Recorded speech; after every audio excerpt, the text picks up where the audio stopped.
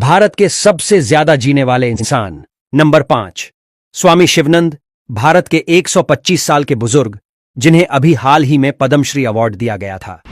इनका नाम स्वामी शिवानंद है और उनका जन्म 8 अगस्त 1869 को हुआ था, जैसा कि आप उनके आधार कार्ड में देख सकते हैं। और ऐसा आधार कार्ड भी आपको शायद ही कभी देखने को मिले। न्यूज में आए तो लोगों ने पता करने की कोशिश की कि आखिर इनकी जीने का राज क्या है, जो कि अभी 125 साल के हैं और पूरी तरह से हेल्दी है। तब उन्होंने बताया कि उनके डेली रूटीन की वजह से जी रहे हैं और डेली 1 से 2 घंटे योग करते हैं। वह खाने में ज्यादा मसाले वगैरह भी नहीं खाते।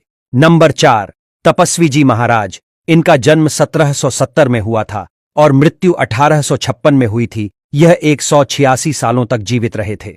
पटियाला के राजकुमार के रूप में जन्मे। जहां इनका जन्म हुआ वो किसी राजशाही महलों से कम नहीं था।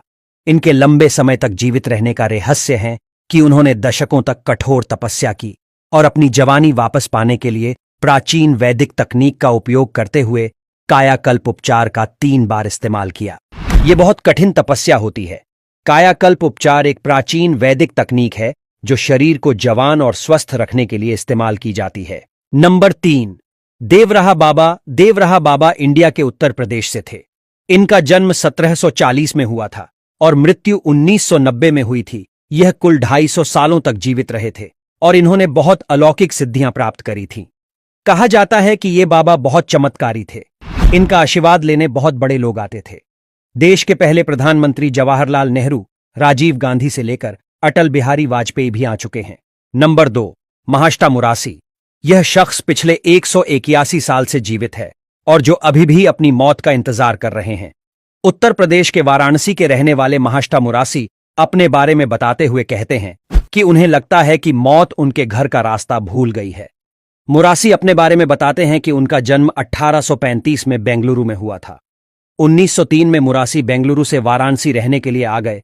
तब से आज तक वह वाराणसी में ही रह रहे हैं। नंबर 1, श्री शिव प्रभाकर। एक ऐसे बाबा के बारे में बताने वाले हैं जो 200 या 300 साल नहीं बल्कि 723 साल तक जीवित रहे। हम बात कर रहे हैं श्री शिव प्रभाकर सिद्ध योगी जी की, जिनका जन्म 1263 में अकावूर मारा में हुआ था और महज 9 वर्ष की आयु से ही उन्होंने गुफाओं में ध्यान लगाना शुरू कर दिया और इतनी सिद्धि हासिल कर ली कि वे लोगों के भविष्य से लेकर वह क्या सोच रहे हैं सब बता देते थे। और यहां तक कि कुछ लोगों का कहना है कि जब बाबा ध्यान लगाते थे तो वे हवा में उड़ने लगते थे। अपने 723 साल के जीवन काल में उन्होंने अपने शरीर रूप को 17 बार बदला था।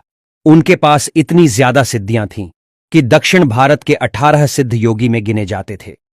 6 अप्रैल 1986 को उन्होंने केरल के पहाड़ों में समाधि ले ली